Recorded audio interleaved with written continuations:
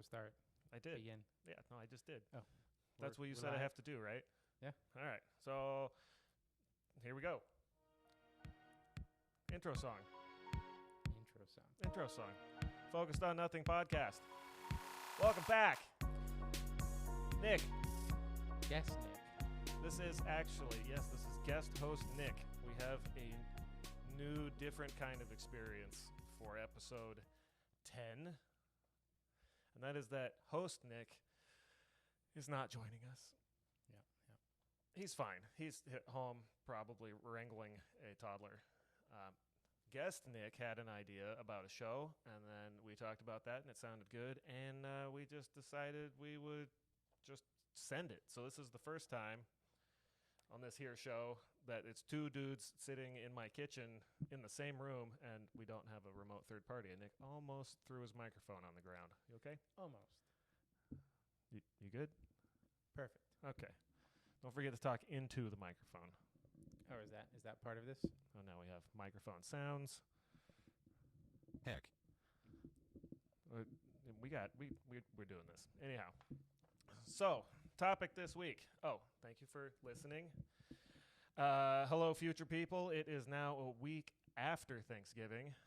I don't know how you did on last week's mandate for stealing everyone's phones and subscribing to the show, but I hope that was successful, and we are now reaping those benefits. Stealing phones? Yeah, I recommended anybody listening to the show, hanging out with their family for Thanksgiving, take all of their phones, install a podcast app, subscribe to the show, and just hit play. Okay. Yeah. It's a good plan. It's the best one I've got. Aside from, we went to Chiba Hut today. Have you been to the Chiba Hut? Yeah, I love Chiba Hut. Yep. Is there anything remarkable that you would note, aside from the menu and the topic of the food, about the ambiance of the place? I mean, the ambiance is very clearly one thing at No, Chiba Hut. not that. Yes, that thing. But as far as decorations go, like along the bar where they make all the food and on the soda machines, there's stickers everywhere.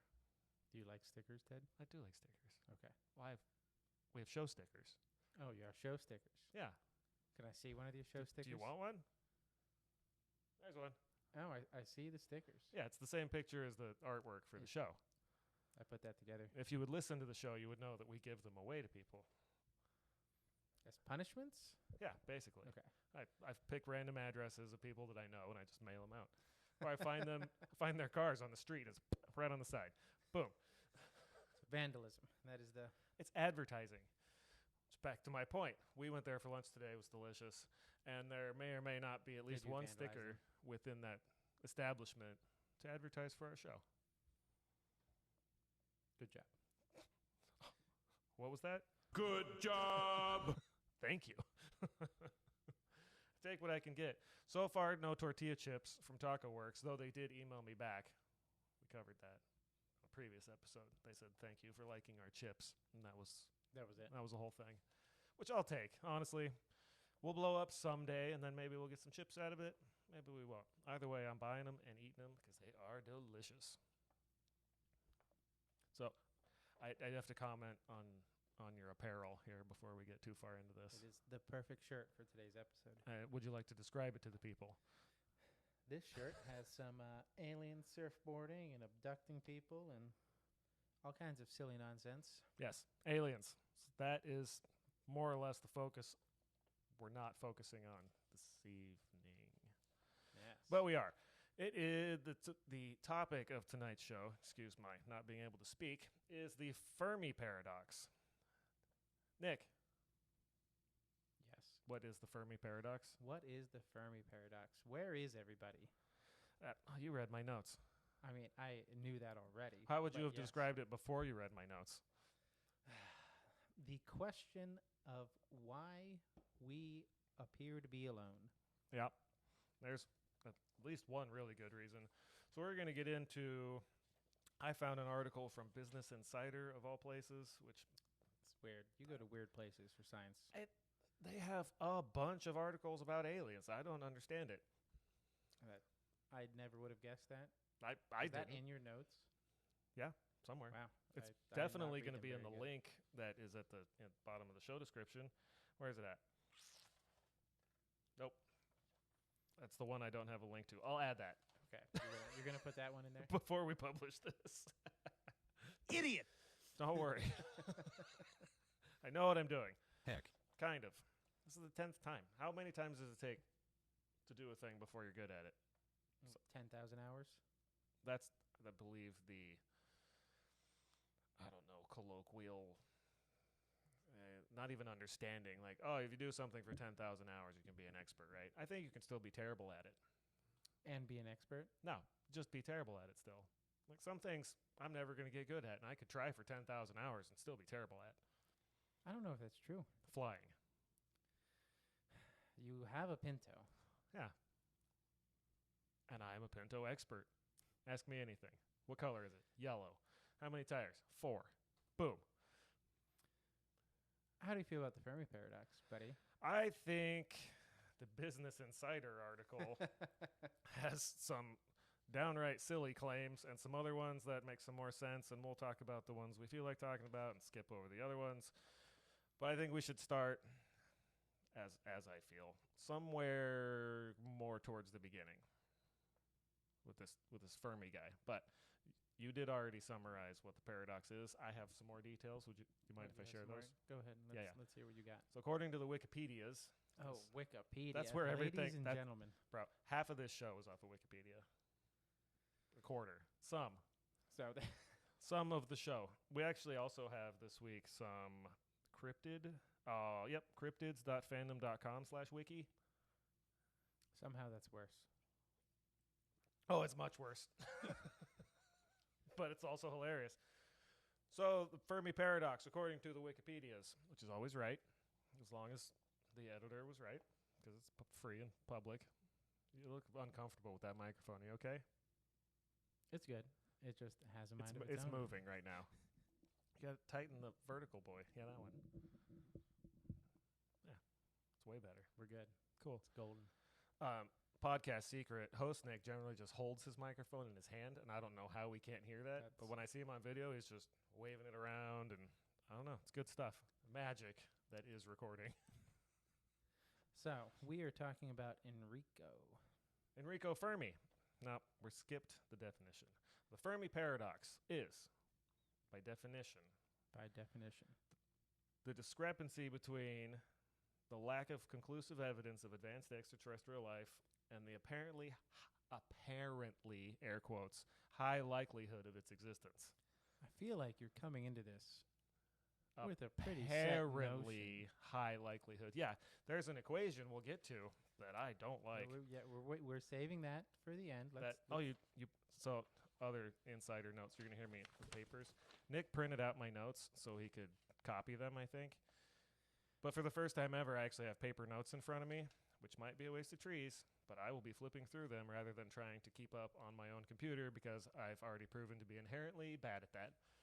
That's kind of why I brought them. According to our focus group, I'm even going to get down right now and get like a pen out so I can mark where I was. Oh, wow. It's crazy.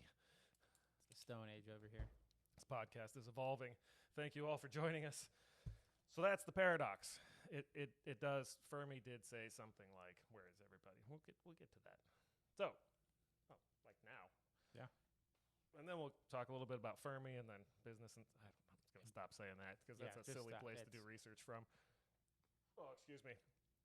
Podcast is good.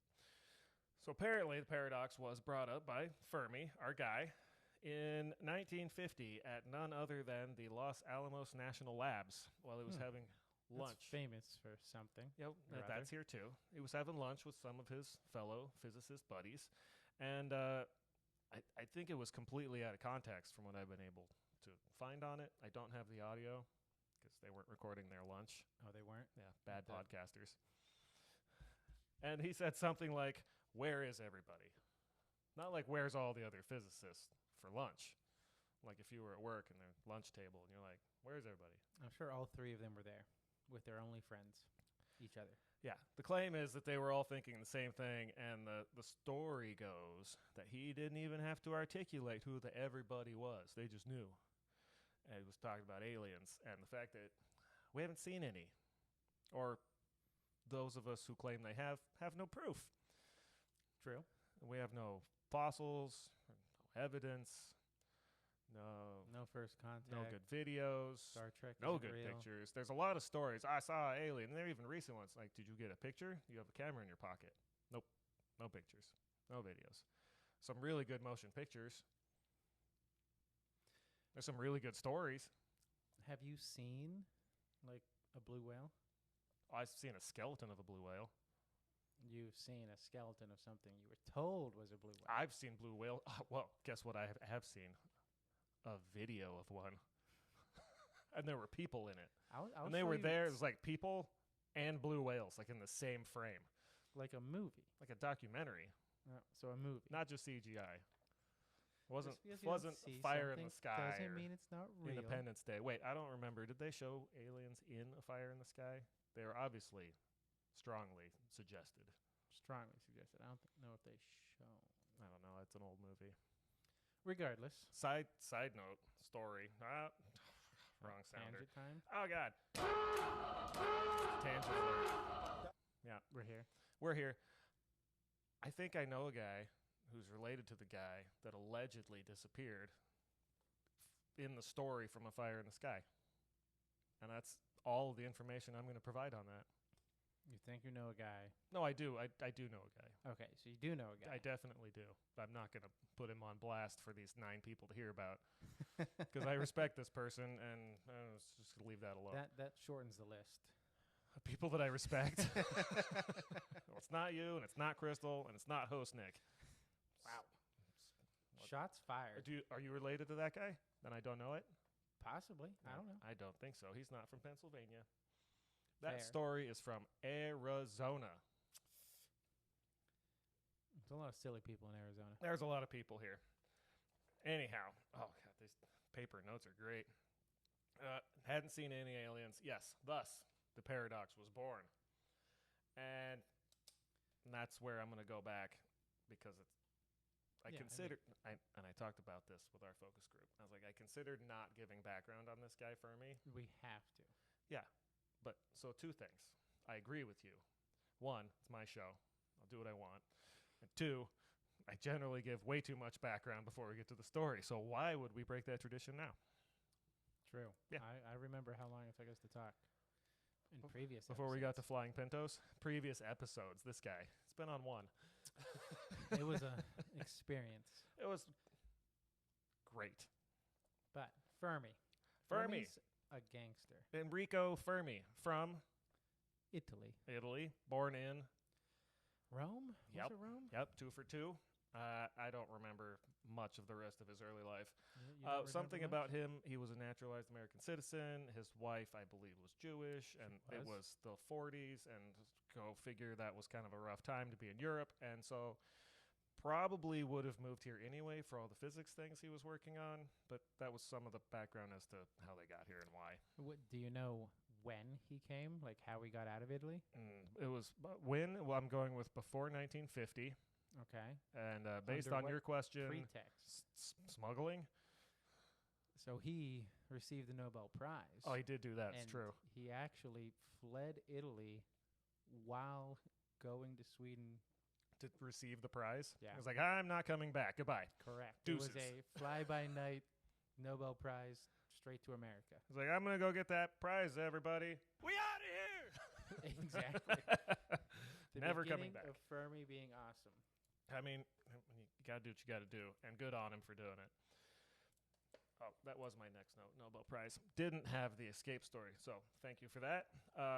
Born September 1901. Long time ago. Yeah. Died November 1954. Bummer. That's To be expected Yeah. in this line of work. well, and we get there before we get into the aliens. So he was 53 when he died, and that was not because he was just living a rough life out on the streets. It was because of his work, more than likely. We don't have any proof, but it was. I mean, it was. We have No, it we was. have some pretty solid. Well, yeah, with what we know now, you look at it and be like, yep, that killed him. But at the time, that's what happened. So the in-between parts. Between the paradox, not really. was 50 at the paradox. So it's before he died. I'm sure he was thinking about all of these things throughout his life. Yeah, I'm just trying to sort out the timeline in my head here and read and talk, and I'm not good at any of those things. I know. Alone. So he has fled Europe ahead of the Great War, number 2, part dos. Which we talked about 2 episodes ago. And if you haven't heard that, if you're a brand fresh new listener, you're like, new drop, what is this? Do keep listening. But also, World War II starts 2 episodes ago with, I believe it's called Let's Do Drugs, the Meth Man Prophecy. Oh, okay. That's Yep. fair. That's a good. It was a good time. So, and being a theoretical physicist coming to America. Wait. Was he theoretically a physicist? Or was he a theoretical physicist? Can they hear violence through the mics? Yes. Yes, they can. I think they heard that sigh as well. It's a hot time to be a physicist in America. Yeah, the Especially 40s. a Nobel-winning physicist. The 40s definitely were Manhattan Project. That's why he was in Los Alamos, and he was still there in 50 after the project. The beginning of his wild American physics career started in Chicago at a college. Is there something cool in that area named after him? The University of Chicago? No. That's not named after a him. little further away. Fermiville. Fermi Lab? Fermi Lab. What's that? What? I'm asking. The people need. He's shaking his head. This is an audio format. I know. I'm hoping that my voice can carry my emotions through the microphone here. If you got closer to it, it might. I don't need this negativity. All right, that's cool. Chicago, University of Chicago, Fermi Labs nearby. Sure. So he was the lead of a project called, of all things, Chicago Pile 1. It's appropriate. It is. You're about to find out why. Built in Chicago, that part was obvious. Apparently underneath what was then Stag Field, which doesn't exist anymore, but a sports field of some under the stands of the. Yes. I'm picturing a football field, baseball field. I can't remember if it was a football Track field or field. track, but yes, Okay. there were people about the area. Yeah, underneath the stands, but underground, so it was fine. Yep, and it was. And this project started in November '42, and what is known as the pile ended up being the first case of sustained, and we'll call it controlled, nuclear reactions. Many nuclear reactions? Fission. Yes, fission. They Yeah, achieved fission. sustained fission. I say controlled because there were concerns, understandably, about creating a nuclear reaction in a place as densely populated as Chicago.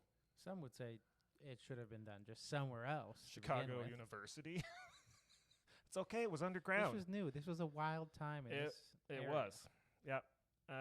But the authorities, the government, everybody involved at the university, they let him do it. And it didn't blow up, so controlled. Right. Yeah, I mean, there are some underlying reasons why it didn't blow up. Yeah, the low power output was one of them, so it didn't get too carried away. So why was it called a pile? It was a big old pile. Apparently, it was made out of wooden timbers and black bricks. And Graphite? Well, Did we just say graphite? it says black. The graphite was inside. It was purified graphite Inside. to use as a moderator. But the outside was like, it was like a log cabin that was also a nuclear reactor. Uh-huh. I don't know if I like the pile being referred to as a log cabin. It was a pile. It was a pile of wood and bricks. That's why it was called that. Allegedly. A big pile It's huge. It was the largest pile of the time. next to Chicago. In Chicago. Okay, graphite. You were talking about that. So this first reactor in history used graphite blocks as the neutron moderator. Basically, that means it slowed them down, all the freed neutrons flying out of the uranium, rather than soaking them up and reacting, which was good. And then it was unmodified uranium, unenriched. Yeah, Uranium that's oxide? the important part. That's why it was so big. Because Because that's it not was good at just throwing neutrons at people. Well, naturally occurring uranium, which at this time we didn't have the technology to enrich uranium, So the naturally occurring uranium-235 is only like 0.7% Percent what? of the uranium. The rest is 238. Ah. Oh. And one of those things is good for making things go boom, and one of them really isn't. So this was the other one. Yeah. So you had to have a lot of this to actually have fissile material. Oh, they did have a lot. Would you like to know how much? Please tell me. Oh, thought you'd never ask. So inside the pile of bricks and timber, excuse me again, let's see, 360 tons of graphite, That's some graphite. 360 tons, and 45 tons of uranium It's an appropriate amount. inside a log cabin underneath a sports field. Yeah, that's 720,000 pounds of graphite. Like I said, I just go back to Fermi was a G. Like, Fermi liked to live by the seat of his pants and figure things out. Oh, I had a typo. That says 90 L pounds. It's supposed to be 90,000. Saw And that other that. one was 90,000 pounds of uranium. Wow. So that's impressive. You put it together. I don't know what controls there were, if there were any. But what I do know is that there was no shielding whatsoever to these neutrons flying out and just doing whatever neutrons do, which now we know basically just kills everything. And there was no cooling system. Yeah. At all. It was barely a reaction. A Volkswagen Beetle has a better cooling system. It's called air. Yeah, it was barely a reaction. Yeah, it's true. Because it did work at the risk of everyone's health and lives, obviously, but it only generated half a watt of power. Thank goodness. If it, Well, it if it would've- was any more, It probably would have exploded and killed a bunch of people. Apparently, in 1943, Pile 1 was moved and conveniently renamed Pile 2. Yep. did very they move original. it further away from humans? A little bit. Yeah. And it was operated, it was still, I think, on the university site, but went farther away. Might not have been. Don't worry about it. And then it was, they used the thing until 1954, until it was dismantled and buried. Yeah, that's what you do with nuclear waste. You To bury this day, that's what we do with nuclear waste. it. Yeah. Now you have to encase it in things, right? Concrete barrels, Yeah, usually concrete. it's concrete. Yeah, Yeah. coffins, they call them. Concrete's good at stopping neutrons from killing people. I don't think this would have been buried in concrete. What do you think? I don't know. No, it's probably just straight in the ground. Yeah, just like, that's a couple feet deep. Yeah, throw it in there. For kids playing on their bikes, just run. Oh, look at that! What's that? What's that black shiny stuff? And that Is is that an arrowhead? No, the history of Fermi. no. Where do you go next, Ed? That's one thing he did. We already mentioned it. He was also involved in the Manhattan Project, Los Alamos National Labs, New Mexico, and I don't know if it was while he was working there, probably shortly after that. He became known as, referred to as, what have you, the architect of the nuclear age, which the pile kind of speaks to that, and apparently also the architect of the atomic bomb. Yeah. Yep, that's how the guy was known. Oppenheimer, not the architect of the atomic bomb? Oppenheimer just corralled all of those scientists. Yeah, it was just herded all the cats. Yeah, Hey, kept 'em in line. focus. stop playing with the demon core. Let's keep moving. Turn that reactor off. A few other accomplishments before we move on to the paradox that we're here for. Because I could do 2, 5, 10 episodes on this cat. He's a pretty rad dude. Along the way, this was another one of his scientific foundational things. It was early 1900s. A dude named Pauli. That's his last name. I don't know. Defined a thing that is now known as the Pauli exclusion principle, which states that particles of matter can only have one energy state. They can't share the same state at the same time. That tends to make things go boom. So in harmony. In lowest energy state, real world, normal kind of scenarios, that's a thing. And we went over that a lot in physics classes. Electron states, and spin ups, and spin downs, and things. So Pauli came out with that, and shortly thereafter, Fermi and a dude What was named that called again? the Pauli exclusion principle. Okay, I don't think you said. I said it. email me now. If that is the first time you heard those words. Gmail.com. If I didn't just say that like 30 seconds ago. Anyhow, so Pauli exclusion principle. Fermi gets a hold of that. Works with another dude named Dirac, who did a bunch of other wild mathematical physics science things around that same time frame. And they together came up with the Pauli-Dirac statistics. Yeah. You know what those are? Applying the Pauli exclusion principle to ideal gases, he developed a statistical formulation that described the behavior of a class of particles now known as fermions. Thank you for attending this week's session of Nick Reads His Notes. Is that not what notes are for? That is, We're not even like that is like the smallest of the things I would apply for what he's done. Oh, okay. What else you got? What are fermions? You have an example. An example of a fermion. Tell me one. Electron. What should Proton. we be more? Neutron. There we go. Oh, there we go. Now we're those are the basic subatomic particles, and as a group, they're called fermions. This is pretty cool. Who named? There's another one that he literally named that is kind of relevant to our scientific advancements at the time. Nah. He's the one who named the neutrino. Nah. Yeah. I got nothing. Nothing. No. Nope. I did not study for that, Nick.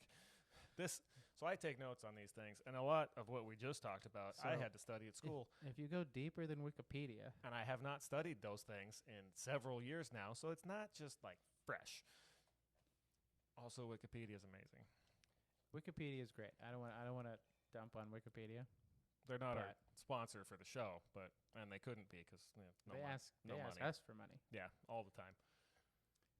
Just to make sure we capture it as well. So in 1938, when he won the Nobel Prize in Physics, it was for neutron research.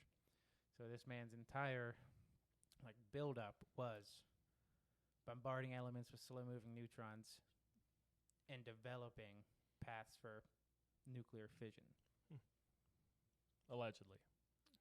No, I mean we haven't gotten to the allegedly part of this that's conversation. true. No, that is the next step. Okay, we're getting there. We're gonna wrap up this background. So that's Fermi, kind of an amazing physicist. Did a lot of great stuff, and as I mentioned a little bit ago, he sadly was no longer with us at the age of 53, and that was because the pile gave him cancer, stomach cancer, and he perished. One more not fun note before we get to the actual fun part of this. The good part, yeah. Apparently, 2 of his graduate assistants that worked on the pile had suffered the same fate shortly thereafter. It was before we knew. Yeah, playing with nuclear material. It was before we knew, right? I mean, he's one of the reasons we know. Didn't Marie Curie die of radiation poisoning? Yeah, that is true. It was before we knew. Oh, this stuff glows in the dark. We put on watches. That's really rad. Yes, and oh no. The computer just turned into a eclipse. Oh, it went to sleep. It turns out using paper notes has an unintended consequence. Yes, the computer isn't being used. Oh no, which was never. You have not heard it. Oh, the dog is here. I think he just let one rip, and Nick does not look happy about it. Thanks, dog. He comes back up in the story later in the notes. All right, time for the Fermi paradox. Get down to the meat and potatoes of this bad boy. I don't know if you were able to pick up on the earlier part here, but Ted does not love the Fermi paradox. The paradox is fine. I'm okay with wondering. It's like a philosophical game, right? It's a good thought experiment. Excellent. There's a thought experiment that we'll get to later towards the end of this that is not a thought experiment because it's stupid, but this one I'm okay with. So before we get into any of these, we've already talked about the paradox. Why can we see so many stars? Why is there no evidence for anyone else? Are we special? Right? Yes, we are. Yes, we are. Yep. You want to wrap it there? I know where this is going. Here! Oh. I just want to make sure we. You know where I'm going? I did see your notes. The question. That was my mistake. However, We will now get to what might be up to 13 potential Yeah, but discussion points let's make sure we break down these 13 that we're not going to. so we can go. Some of them are really dumb. They are. That's right. There's three categories here. Three categories. We're alone. We're not alone. And nope, that's two. Nope. We're alone. Mm-hmm.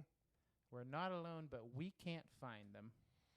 Heck. And then they're here, but they're hiding. They're hiding.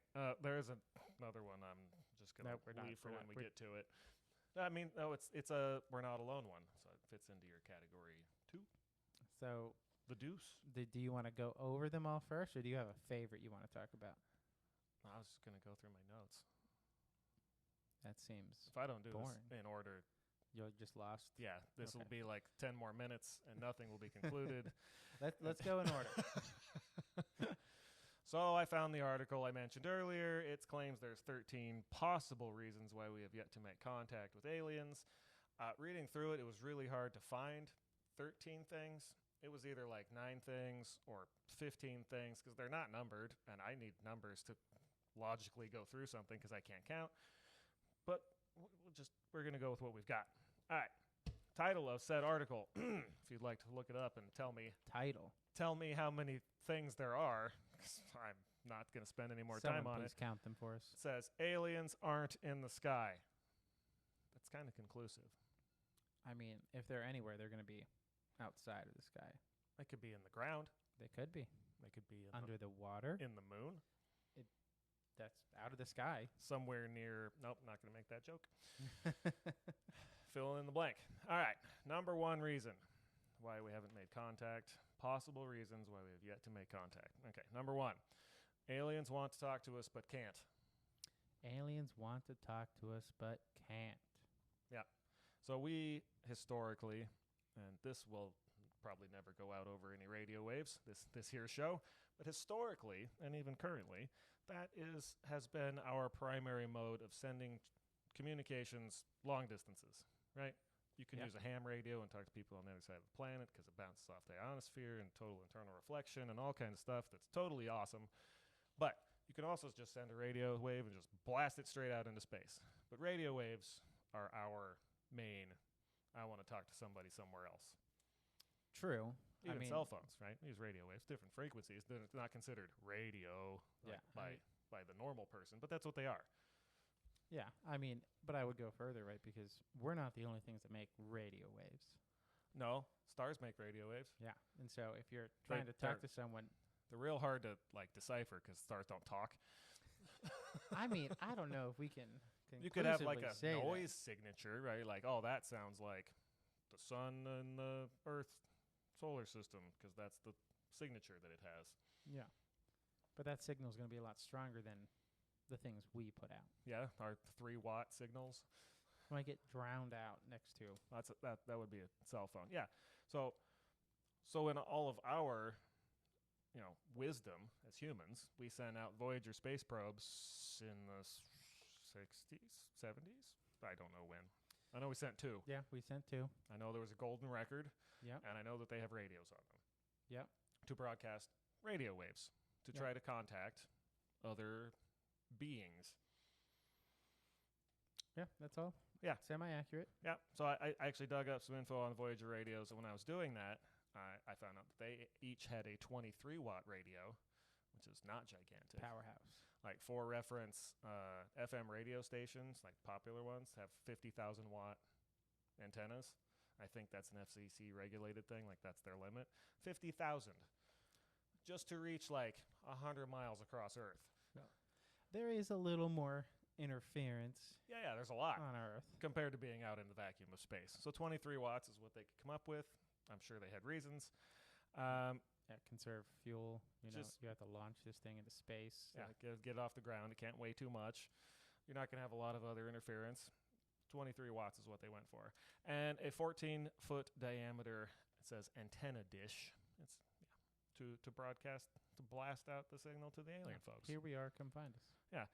The article I got that from, I actually clicked on because in the snip, the little summary you see on the Googler, I thought it said it was a 14-foot diameter antenna, and I was like, "Oh boy, this is wrong."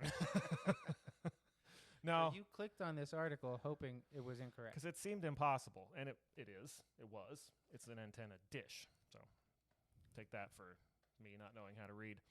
So your number one is we can't talk to them. They want to talk to us, but can't because maybe they don't use radio waves.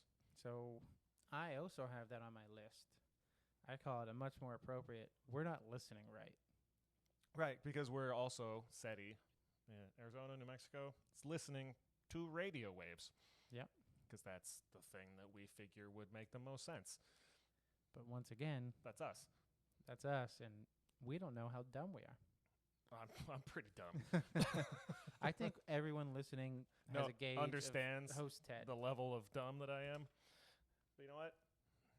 Just gonna I send don't care. it.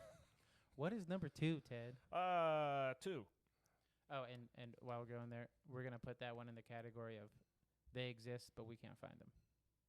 We're bucketing these. Okay. I'm not keeping track of that. I am. In your head? I've already listed them according to Okay. those. So don't go anywhere. Keep listening. And when we get to the next segment of Nick reads his notes, that might You'll be know. included. Yeah, you'll know because be like, I believe that the reasons are. I got a real laugh out of him. Okay, number 2. Earth isn't worth contacting. So they're there, but they don't care about us. This is referred to alternately as the Great Silence or the Great Indifference. Basically, alien life is way more advanced than ours. They don't care to talk to us. And this is where I had notes about the dog. I liken this to talking to the dog.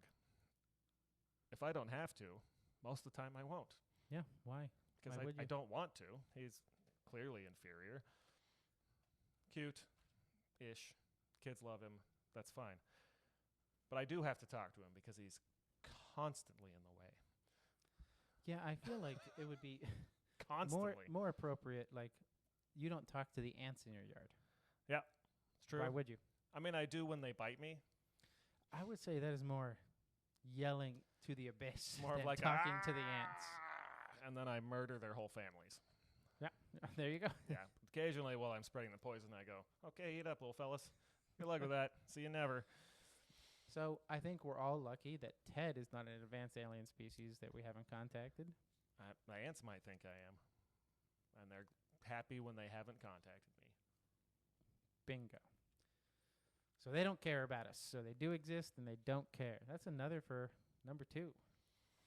I'm glad you're keeping track of this. Next on the list, reasons why we have not contacted aliens. Well, this is all assuming that we haven't, because there are a great many who assume that we have. Not assume, believe, no. Fair. We can just put all that into one. They're here, and we're just not cool enough to know. Yeah, that's entirely possible. Number 3, our radio messages haven't reached anyone yet, which is kind of like number 1. They want to talk to us, but they can't. It's kind of like number 1. I have that, once again, just better than you. Distance and time. This guy. Just too far apart. We can't reach them. We can't talk to them. They're there. We just can't do it. I invite him onto my show. He insults me. He laughs. Yeah. That was always the plan. That's what we're here for, folks. All right. What do I have on that? Oh, yeah. Similar idea. Space is big. How big? Would you care to tell the people how many cubic acres space is made of? No, these are Americans. There was one international listen. Maybe we'll get more someday, but right now we have Americans. How many dishwashers is space? How many dishwashers is space? Boy. Many. Many dishwashers? Yeah. How far across is the Milky Way? I have no idea. You What know? is it, roughly 150,000 light years? 150,000 light years. So light and or radio waves, which travel at that speed in space, would take 150,000 years to get from one side to the other. Where are we in that? In the middle? Off We to the are side? in one of the spiral arms. Yeah. So Wow. not like, We're in a spiral of the Milky Way, you say. yes, that is an important distinction. We're actually in between 2 spiral arms. You just said The we were great in one. bubble. I don't know if I believe it now. I mean, this is my world. Ah, You're Yes. Welcome to Nick's podcast. You can email him at nick.nick. You should try. I have a small amount of details about the size of our spacey area, and first introduction to astrophysicist Frank Drake.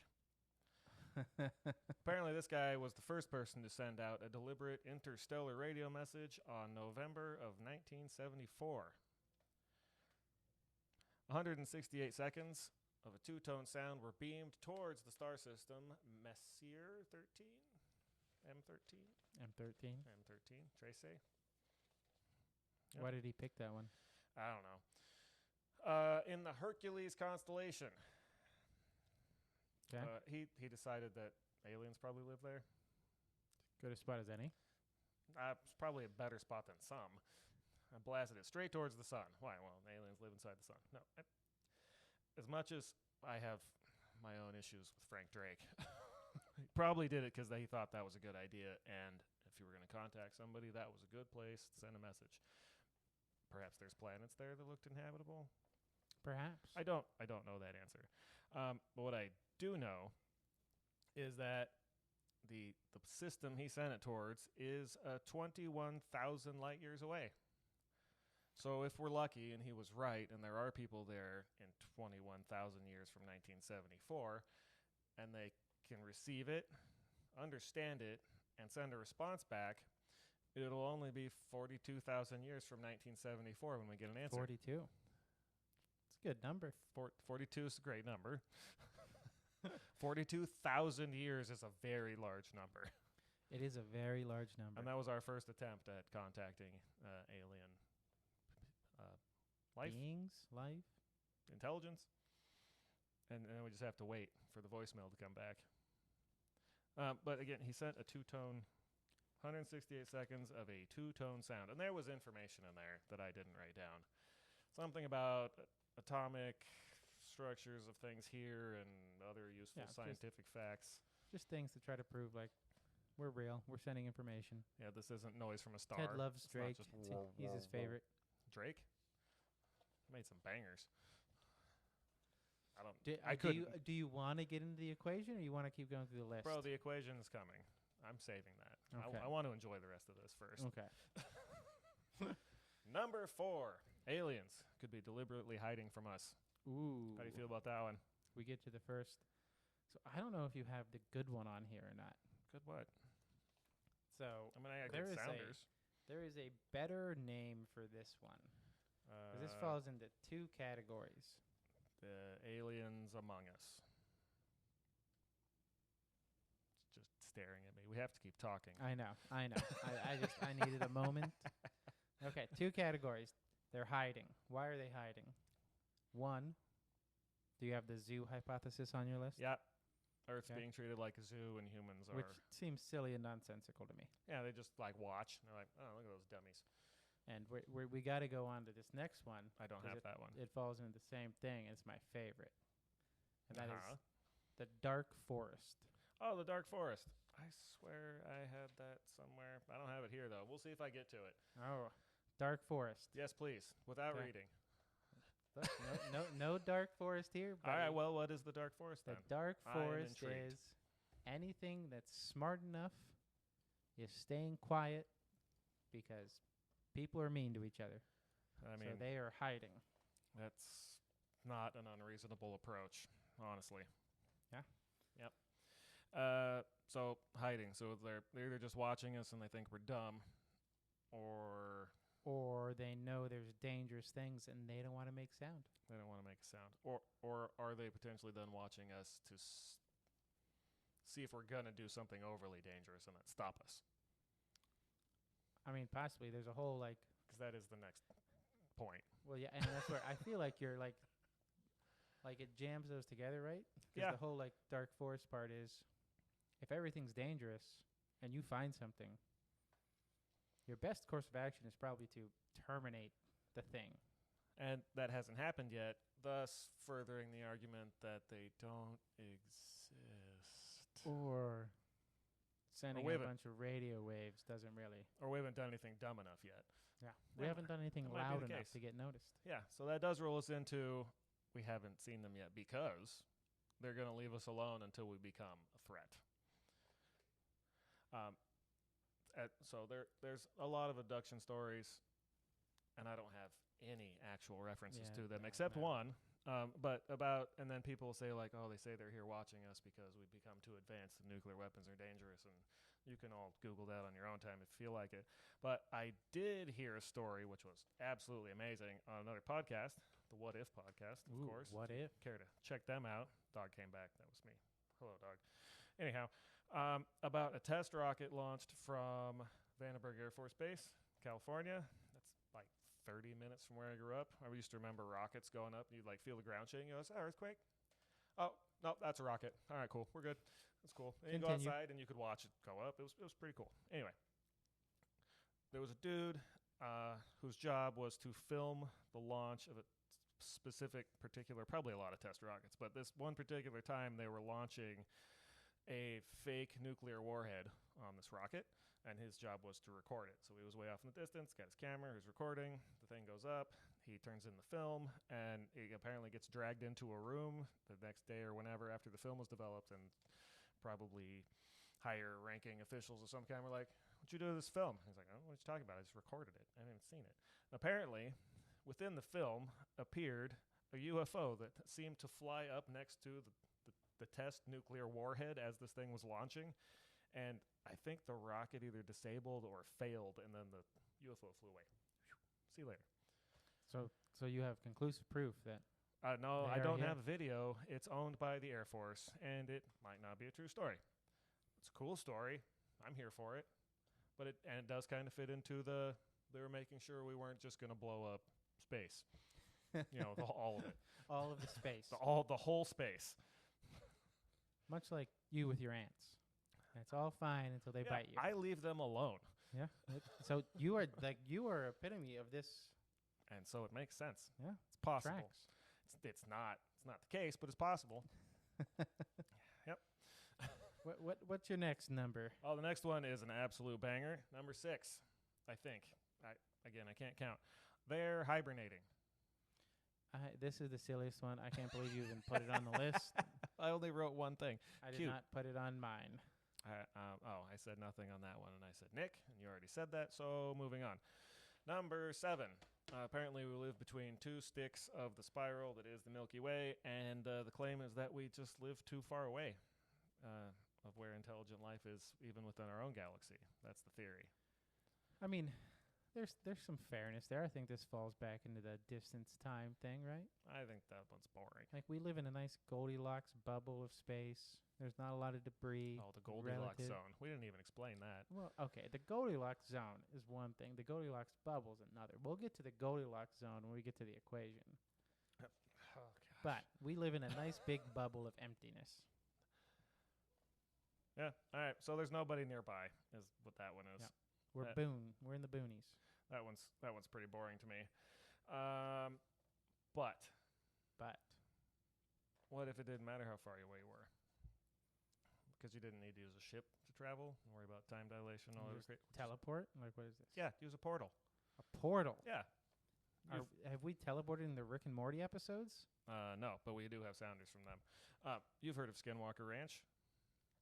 What? You've heard of Skinwalker I Ranch. Understand. So there are stories from Skinwalker Ranch about portals appearing in the sky or in the distance. So if you were an advanced alien life force, why would you not just use portals and just boop, here I am? Maybe they do. Maybe they do. Maybe they're the Skinwalkers. Yeah. I mean, I don't, that's a Ted Native thinks American the Skinwalkers are aliens. That is a Native American term, and I don't know what they think they are, but I'm not here to comment on that. But Skinwalker Ranch, they've seen portals. There's claims of sightings of dinosaurs, Sasquatch. Maybe the dinosaurs all just took a portal off to their home planet, and that's why they're not here. You already did your episode on drugs, right? Yes, 2 weeks ago. I just it's didn't called know The Meth Man Prophecy. Didn't know if we were in the episode still. How high are you? Hi, how are you? Got any meth? No, we're not. But I do still have those. Because those should live. I have a soundboard problem. The problem is it's my phone. That is. So I don't have alien sounders. I don't have Sasquatch sounders. But I do still have meth sounders. And I apologize. That's poor preparation. Yeah, well, you get what you get. The show's free. What are you on, 7? We were on 7. Eight. So what say? Back to Skinwalker Ranch, portals, dinosaurs, and Sasquatch. So what say? Bigfoot is an alien, and he just travels through wormholes. And when he's done goofing around, he or she just boops back to whatever planet they're from. So it doesn't matter that we're out here in the middle of nowhere. Portals. Okay. So you think So this argument's dumb. That's boring and it's dumb. This was not you arguing for Bigfoot portal traveler. This was distance doesn't matter. It shouldn't. But so long as we're arguing that Bigfoot is an alien, because, again, no proof, I found an article on cryptids.fandom.com Goodness. about a story from July of 66 in, of all places, Pennsylvania. So you know they're lying. The greatest state in the union. That clearly documents. It's a story. The sighting of a UFO followed by a 6 to 8 foot tall figure that came out of the bushes and growled at people. Sounds like Bigfoot's an alien. Got any meth? Sounds like Bigfoot's an alien. No, Bigfoot's definitely You an heard alien. it here first. No, you didn't. That's been said so many times, probably by people who believe it. That's not. Nope, that's not this. The look Ted is giving me tells me true belief in his eyes. Yep, it is. I finally have to come to terms with it. I believe that. I apologize. Oh, hi. Thanks for checking in. I'm still a piece of garbage. Yep. Oh, rolling through these. Number 8. Advanced civilizations don't last long enough to be able to travel the great distance to our planet. That one, if they existed, seems at least reasonable. Does Yeah, it not? I'd say that's one of the more realistic ones. Sounds a lot like number 7, but honestly, who cares at this point? No, I mean, this one's more of a on the life cycle of a civilization.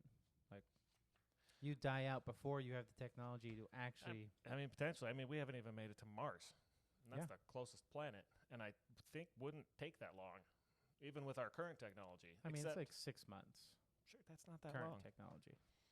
I went to college for 7 years, Nick. You know how many times Are I you could a have gone to doctor? Mars? No, that's usually what they call those people. They call me Ted. That's 14. but the That's 7 round distances- trips. The distances we are talking about are ridiculous compared to the distance you just brought up. And we haven't even attempted that, and we think that we're advanced. Yeah. And then we're sending We're radio what? waves out to try to talk to people who travel across the galaxy, bro. We're like a 0.7 civilization on the scale. Oh, we're not talking about that yet. Oh, no. Okay. Sorry. All right. So there's that one. They didn't last long enough. And then, oh, shocker, the next point sounds very similar. They've already gone extinct.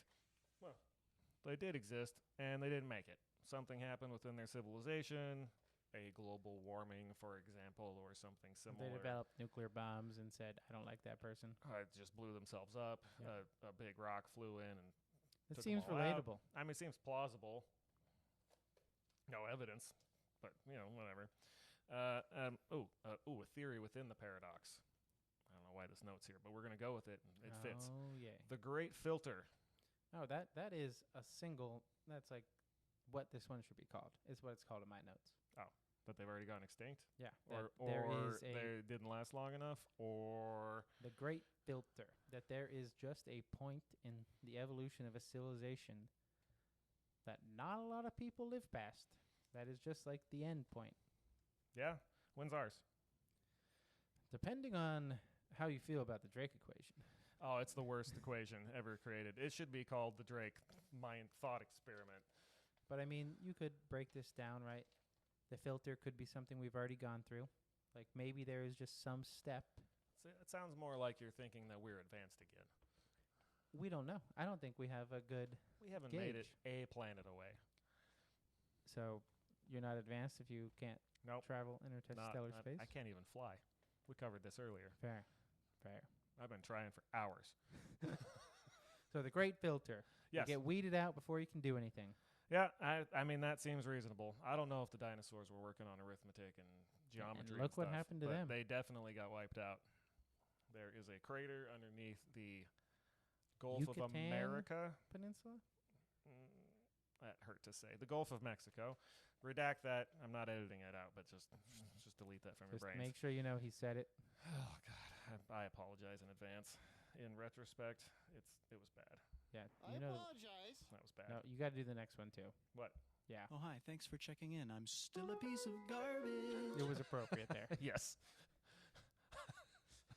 I do apologize. I will not say that ever again. So, the Great Filter, reasonable. This one's a little more entertaining, not as reasonable. They live on the interior of their planets.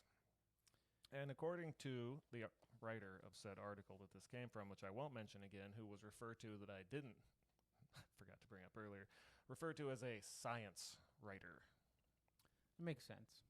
That likes to write about science, knows about science, is a scientist, science fiction. The difference in our lists is Mine is clearly more concise. I put 9, and you included all the silly ones. Oh yeah, I mean They're hibernating. they're sleeping. They live in the rocks. Well, this one says they live in the interior of their planets, so we can't see them. Duh. Yeah. Is the next one a real one, or is it another? They're sleeping. No. beauties? I have a quote from, I think it's from the article, and if it's not, I apologize. Ted said it first. I'm going to not read from my notes now, completely obviously. It says, if technological civilizations can actually develop in these interior ocean worlds, because we've just decided that they're oceans, they would naturally be cut off from us because of the shell of rock and ice above their ocean. Oh, okay. So fish on a moon planet or another planet? It seems like you're going into like the hollow earth nonsense here. No, it's not hollow. It's water. Okay, the next one. No, I This have one's more on too this. silly. No. There's more? No, it's because I have to talk about planetary scientist Alan Stern. Okay. Because he allegedly, I bet he did, previously told Business Insider, big alien knowers of things, we wouldn't see their city lights. And we wouldn't be able to hear their communication. And they wouldn't even know that there was a universe to communicate with. And I read that part about we wouldn't see their city lights, and I think that's a little presumptuous. And then you still put it on the list. Because it's good for the podcast. City lights. Do fish have city lights? And I'm not saying these are alien smart beings fish. living on a water planet covered in ice somewhere else are going to be called fish, but we'll just... It seems like you're making some That's the closest... If they listen to that's this the closest podcast, reference I have. just want them Oh, to know bro, I don't think the they're alien fish are listening, come at me. I need a video. I want to see your lights. If Ted gets abducted, we have evidence. I don't want that. Just send me a letter or something. Videos. Don't take me. That's rude. But yeah, just that. He was called a planetary scientist, and he was like, "Bro, we wouldn't be able to see their streetlights because they'd be inside." Yeah, I mean, it's solid reasoning. No, it's not. You wouldn't That's be able terrible. to see their That's stupid. streetlights. That is stupid. Because it wouldn't have any. It's assuming. That's assuming. So, oh God, I can't. I can't. You put it on the list. I left it off Okay, the deep list. breath. That is, typical human, right? Oh, if aliens, extraterrestrials exist somewhere, then obviously they would do everything just how we do it, and that's how that would look. No, You're right. That is one of the silly ones. that's so stupid. All right, I'm moving on now. Next one. We're not using numbers anymore. They were already here, but it was a long time ago, and they left, and we can't tell. What about that? Did you just put all the silly nonsense ones on this list? You know where this came from. Fair. Okay. Fair. It's a paradox. So okay? they were We're already working through. How do we know we didn't have a visitor when dinosaurs were here and they were like, "Fuck this place"? I have a suggestion. Big lizards. I have a suggestion of how we could infer that. It doesn't look like it. What would it look like if they had been? If they just passed by, rolled their windows down, saw a T-Rex, and said, No, that was nearby. This says here. They were already here. Yeah, here, dipped into the atmosphere, T-Rex, and they said, not worth it. Pooped on out of here. What evidence would that leave behind? None. Right. Chemtrails. Maybe, you know what, actually, I want to tweak this theory. Idiot. Maybe the dinosaurs pissed off the aliens so much, they're the ones that redirected the asteroid. They're like, you know what? We know how to deal with this infestation. They pulled in and they were like, I already know. I'm going to regret this. and then just boom. Yep, that one's dumb. Okay, number 12. This might be our. Oh God, I wasn't going to use numbers, but this might be. Is this your favorite one? Is I this the think one this I think is it a is? reasonable argument. Okay. Earth is the only intelligent life. Oh, the rare earth hypothesis. Yeah, rare earth metals. Yeah. But not metals. We're so super special. It's just here. I mean, that's the only one we have evidence for. I mean, It's the classic argument, though, right? It's like prove I'm not with no evidence. You can't. yeah. That's the problem. Like, That's It's- problematic I that way. think we can all agree the earth is special. I mean, I think it's a stretch we to go. we could agree that The specialist. yes, Nick is very special. Yes, Nick is Our special. special guest. Special guest. I'm glad he's here. Rare earth, I thought, would be your favorite because it tracks. There's some hard evidence. It's the like, one that we look around our immediate doesn't neighborhood and it's have- like, Yeah. I can see 9 planets if I step outside at night, and they all suck. I can't see him, like one or two. I got bad At eyes. least 3 or 4. Hey, I don't look too You good. can see. You I can got see. glasses. You can see Venus, Mars, Jupiter, Saturn. Not if I don't look. I brought. my eyes were I closed. brought binoculars over here once, and we looked at Saturn. One. That's one for people counting. And yeah, you can generally see Venus. I'll give you that. Yeah, it's the 3rd brightest thing in the sky. So here's Oxford. You've heard of Oxford. 2018 Oxford University study suggested that there's a roughly 2 in 5 chance that we're alone in the galaxy and a 1 in 3 chance that we're alone in the entire cosmos. Those are not great odds. That's not terrible. If I said it was a 2 in 5 chance, you'd get shot if you walked outside right now. Right now, I mean, in general, sure. There's a chance. I mean, there is. Right now, I don't know because I haven't looked out there. It's dark. Right. But I mean, what are they basing that on? I didn't. It's Oxford study. See, you printed these. That's all I've got. That's all. Just Well, I mean, I have could've more. But typed that's that all I in have there. about that. No, I copied. that came from Wikipedia, didn't it? No, I don't think so. I'm just saying. Might have Like, been a cryptic one of the website. very dangerous things when we're talking about this is we have to be able to be like, you're just making things up. Yeah. Like we can talk about and think about fun things and how it feels, but But it's Oxford. People trust putting numbers on things Yeah, in this 2 and 5. context is dangerous. Oh, numbers, you say? We still have 13. What's number Okay, 13? I don't have. Do I have a 13? That was number 12. So you told said they were Oh 13. no, it's there. But you said numbers. Numbers are dangerous. It's time. It's time. Time You to ready? talk about the Okay. dangerous numbers. I'm gonna on need. on the prefix because Ted hates this, so I'm going to make sure that we talk about it in a respectful way. The Drake equation is a very good way to look at something, and if we just use it as a thought experiment and not as any sort of hard fact, it allows us to envision things that might have a very low probability. But when we start adding giant scale, low probability becomes more realistic. Thank you for that monologue, my good co-host, man. I may have gone and I will, but once again, because I know Ted's going to be very not nice about this, I will agree. The Drake equation, I've heard it used in very funny ways by people. That's nothing to be proud of, Rusty. By people thinking it's some hard facts. It's not hard facts. Yeah. You know what you tell those people? Well, look, if you're not prepared to do the research, Brian, why make the statement in the first place? Because I know one. Oh no, I do not. Those are the people I don't want to talk I to. believe I heard someone boldly exclaim, "There's at least 7 aliens." Oh man, that's in my notes. Oh, here it is. Oh, you put that in Yeah. there? It says okay. In Time to get to quotes? my last tirade, which is like you just talked about. You know where this is going. The likeliness of alien civilizations to exist in math form. A man that Nick and I know, who we will refer to as Denzi, for I prefer Denzarella, but that's not as appropriate, would have told you, I don't know if he still would, that there are exactly 7 alien races. I don't remember why he made this claim. I just know that he did, And at one point, he made it at a break table at work, and one of the other folks looked right at him and said, "You're an idiot." It was comical. It was one of the high points of that time of my life. And he's not. He's a good guy. But once again, when we talk about things like this, you can throw equation at the end of it. And Drake was a very intelligent person. Yes, But once again, he was.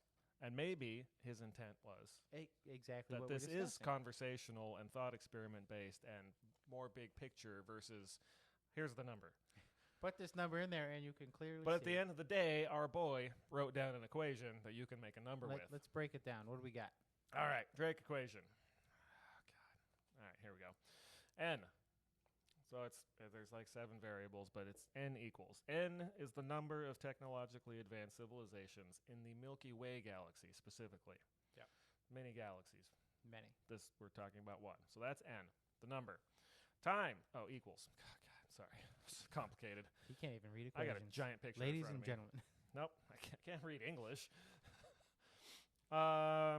Times R asterisk times FP times NE times FL times FI times FC times capital L. Are you going to share with Yes, the audience? Yes. That's the whole thing. There's 7 variables. They're all multiplied together, and it's supposed to be a probability. No, actually, it's supposed to be a number. That's even worse. It's not even It's a supposed to be probability. like It's a a whole hard number. Yeah, it's dumb. It's not even like how likely do you think this is? Like, oh, there's how many there No, are. this There's- is exactly. there's That's why. clearly 7 of them. That's why Denzi All said 7. Rate of formation of stars in the galaxy. That's R. Yeah, what does That that is mean? a thing that we can now calculate. We have a pretty good idea. I'm cool with that variable. Cool. Times I like that one. the fraction of stars with fraction of those stars with planetary systems. That's also again, hard number. Observable. We can look at a small piece of space. We can see what's going on over there, or did, because all the stuff we're looking at Well- already happened. But And we've only gotten better. we like can Kepler come up and everything. we can come up with a number for that. Yep, hard number. We got 2 hard numbers. Reasonably. Number 3, the number of planets per solar system that we were just talking about, with an environment suitable for life. Now, that number is 0. What's 1? Because we've only found 1. And we didn't even find it. I mean, what, And everybody listening to this lives there. I mean, you can counter argue. We get back to the Goldilocks zone. We can all agree. You didn't explain what the Goldilocks zone is. Okay, That's so where it's not the too hot or sim- too cold within the solar system around your sun that you're circling, where you would either burn up or die, frozen death immediately. Anyhow, Yeah, and that doesn't even account for the extremophiles we see on our own planet. yes, on the underwater hot vents by volcanic activity and the little ecosystem that only lives there. Yeah, I mean, that happens. So- Also on this planet. No, those things. Yeah, They're that's here. why they are here. So we know of Just 1. saying. But we can look at So that's a times 1. a planetary system, and even if it's times 1, that helps it because that number is definitely less than 1. Give me a hell yeah! That's then it says number of planets. The percentage. Solar systems with an environment. Yeah. Number of planets per solar system. Oh, Yeah. that's way less than 1. Yeah, that's what I'm saying. Like, if you want to make it 1, I mean, we've got We 1 can. 1 over 9 here. Or is it 8 now? What do you think? Is it 9 or 8? He rolled his eyes. yeah, I mean, technically, Jupiter's not even a planet; it's a brown dwarf star. Yeah, I If grew we up. wanna in get it. When crazy. I grew up, youngsters, it was 9. Okay, it doesn't matter. 9. It doesn't matter. So it's either 12.5%, 1 and 8, or less for our 1. I mean, it's definitely less. That And is a all- small number. well, and all of the other ones are 0, so you're kind of dragging down the average. Keep going. All right, going. fine. Times the fraction of suitable planets on which life actually appears. So again, This is where we get into the thought. We got it. there's- The we thought know of one. experiment. how many planets have we found? What do you mean? How many? We found a lot of planets. Okay, especially and how many today. of those did? What was the word? Where on which life actually appears? How many of those have we found? Okay, moving on. Even okay, no. Even if you One. run that, you run that as 1 out of everything. 1 over you still how end many up with a planets are in the big Milky number. Way? It's a small number, my guy. No, because you put really big number, semi-small number, tiny number, and what's the next one? Well, based on life actually appearing, we're down to 0. The next one is fraction of life-bearing planets on which intelligent life emerges. I mean, you can argue that's 50-50. We haven't even found one of those yet. He made the statement. Yep. He said it. That's right. We're using radio waves. We think there's lights. Underwater? Underwater lampposts for the fish There people could be. on a moon. No. All right, next.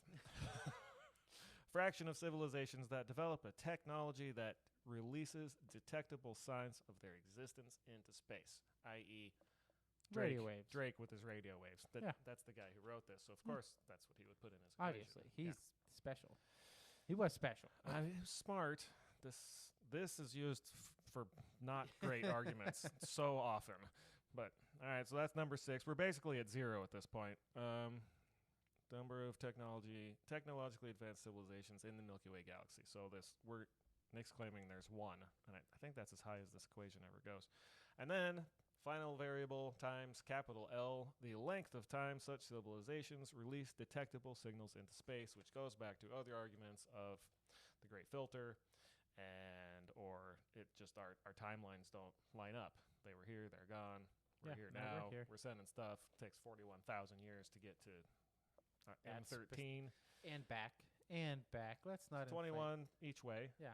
I don't know what I just said. You said to get to. All right, well, whatever. That's a long phone call. So there's 7 variables, 3 of which Are really big. are actually reasonably calculated. And really big. And sure, there's a lot of stars. There's probably a lot of planets. Yeah. Stars with planetary systems. Most stars have planetary systems. So that's 2. Once you get to 3, you're already on the edge of this, because 3, if you recall, is the number of planets per solar systems with an environment suitable for life. Again, not to just drive it into everyone's head, we know of 1 in the entire solar system. Suitable for life. Yeah, 1. Yeah, but that's a big zone. Well, and again, that's going under the assumption about the light posts, because our definition of suitable for life is suitable for our life. You could argue that Europa could be suitable for life. Sure. We've seen Mars evidence probably of is. liquid water. If you can eat rocks and ice, yeah, you can live on Mars. You know, if you don't need to breathe. So there, we just got up to 3. All right, that's all of them. All the planets are qualified. And the other 4 are complete conjecture. Yeah, they are. And that's where this is just to make you think. 7. Yeah, it's just to be like. No, the answer is 7. 7, exactly 7. That's what I was told. You heard it here. I Ted heard it at says the breakdown. 7. No, that was Denzi. But, and that is just for the Milky Way. Yeah. We're not even that big comparative to Well, I mean, some once you cosmic neighbors. once you multiply all of those variables together, your number is 0. Or 7. Or it's 1, actually, if you think the we count. Even if it's 1. That would mean that 1 you per think galaxy? we count. No, 1 in the Milky Way. Yeah. Yeah, but per galaxy. then we're saying 1 per galaxy? So are you saying there's 1 intelligent life form in every galaxy? That's a lot of aliens. In this galaxy. Yeah. I don't have an equation for any other galaxies. Why would it be different? Because they're different galaxies. Duh. Rinse, repeat, add probabilities. I don't know. There's what? 100 billion stars in the Milky Way? You tell me. Preach. I think at least 40% of those stars have planets. Uh-huh. How many of those planets could be habitable in the Goldilocks zone? Even if you say none, 1% of them, we're still talking about. I mean, there's a lot of people a lot smarter than me Even working on this every day. I haven't found any. even if rare earth. Let's say Earth special. Right? Let's go with that's one. Have the one evidence Ted for. Have evidence for. I mean, we exist. Have evidence for. We should still be looking for these planets. Sure. Wouldn't it be I great don't to have have anything Earth against too? looking. I just Go colonize another world. would go far as to say that have not found anything, have no evidence from claims made or videos recorded or. Okay. I mean, I what? think we can all. I'm firmly with you that aliens have not been here. Maybe they have. Maybe we can't see them, Nick. So you think they It's are on the here? list. I said maybe. I don't know. I'm not going to say not. I'm going to say no evidence. No actual, and that's the wildest thing is like rocks fly in, hit the ground, meteorites. They have elements in them. We analyze them. It's all the same stuff that's here. It's all. I mean, we found amino acid chains in nebula. Like the building blocks are everywhere. But the same stuff. there's no like the claims of this other earthly material or part of this UFO, and it may exist. Governments may hide things. I don't know. But everything that everybody's been able to get their hands on to actually analyze is just stuff that we already have. It's nothing different. Maybe we're not special. That could not be an argument either way. It could mean that the entire cosmos is all made of the same crap, and the beings that figured out how to travel had to use that same crap to do it. I don't know. Maybe you just can't travel. Yeah, or possibly it's really Maybe hard. Maybe there are just hard lines that. Apparently, going the speed of light, very difficult. Is it? Unless you're a radio wave or a photon. It's tricky when you have mass. Even like electron mass. Right? Not easy. And that's tiny. It's tiny. Try to get one of those boys to go the speed of light. It's not happening. With But our maybe current. there's another way to move. Portals. We covered that. I hate that you're saying portals. Good. I just want to make sure that so that one other person listening that also hates the use of portals so freely here. No, it's fine. You just teleport. I think there's a lot of things we don't understand when we start talking about space. Star Trek. Beaming. Yeah, beam me up, Scotty. Yeah. You just boop. There. You're Maybe there. you do that. It's easy. And just And show then up. you can travel at the speed of light. Done. Solved it. So they're probably here, and they just boop in and out whenever they want, and that's how we can't see far enough to see them. Yeah, maybe they like our TV shows. I very seriously doubt that. They could listen to this podcast.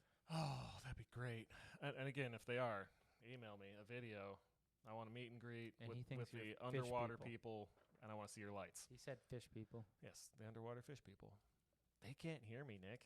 I can call them fish people all I want. They can't be offended. I think everyone should email you with their favorite number because you were so good at numbering all of them. I wasn't. There is another point. You want to talk about it? Yeah, number 13. Yeah. They're trying to message us, but we can't hear it. It's number 1. But the other way. Yeah, the other way. We're Yeah. too dumb. We're all just yelling out in our backyards. Hey, aliens! We're all just looking for a friend, Ted. I'm not. We've been over this. We have. And if anyone wants to hear that one, the notorious Ford Pinto episode, Nick said that he doesn't want to make friends and didn't want to talk to me. And it was hurt my feelings.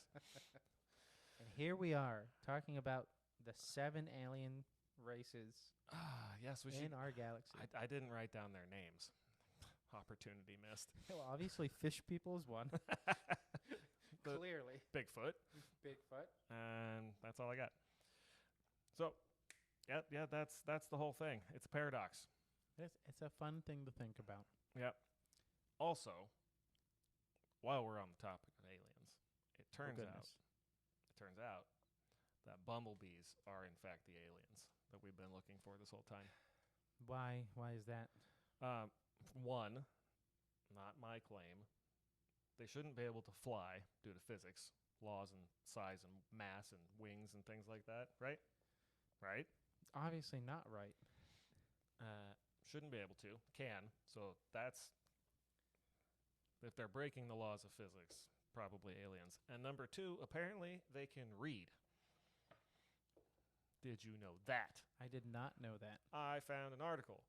So I like to try, and I think we're So batting you about believe that? 500, maybe 300 on the ending the show on the Good News article. Oh, a good news article? Yeah, so I found a Good News article that says bumblebees have learned to read. It says they've learned to read simple Morse code, and what that actually means is they can tell the difference between 2 shapes, which I don't consider reading.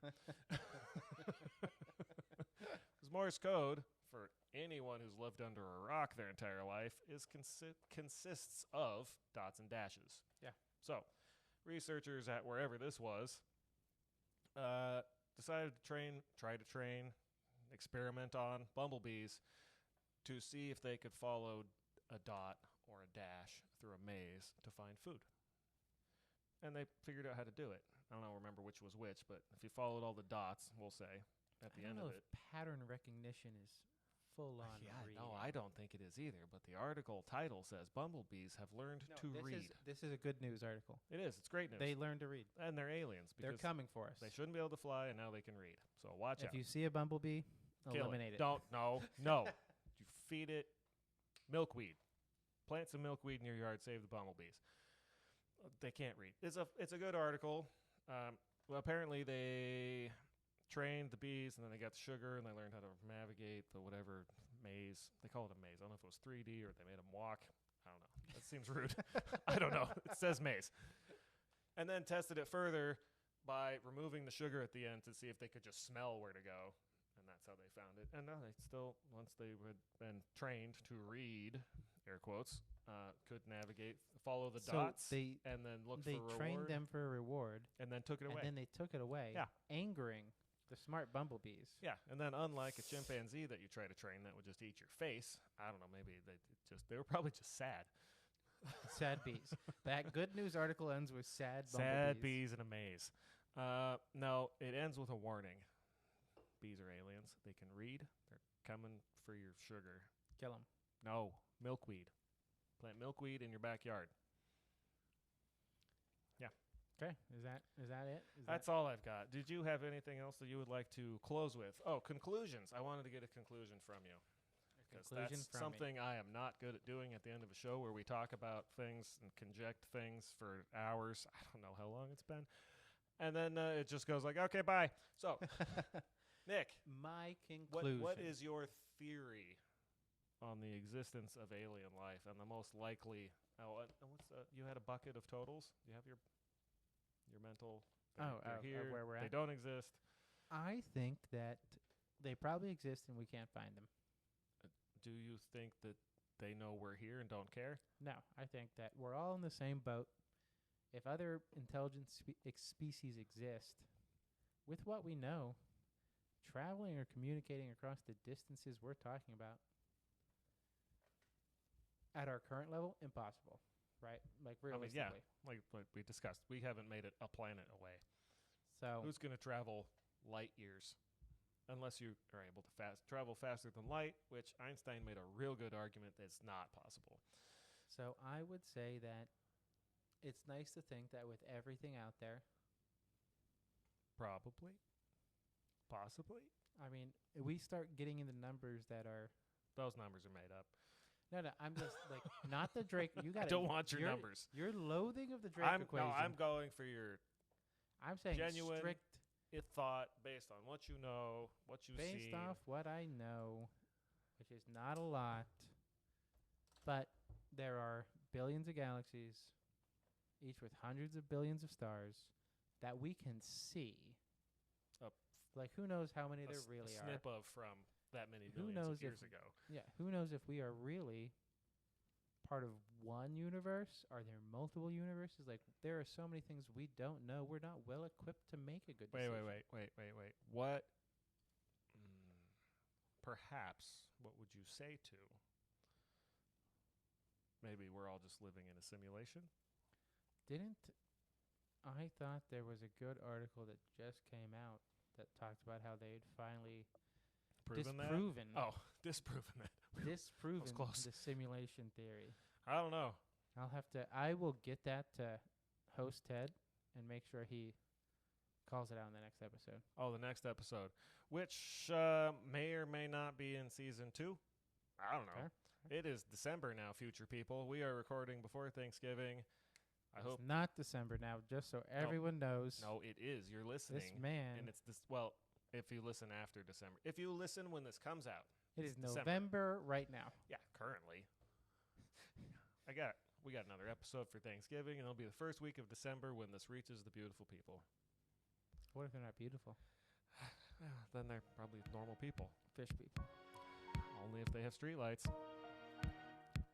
Peace out. Yeah. Wait. What is your conclusion after all of this? Oh, I didn't say anything. You just like scapegoat out of it?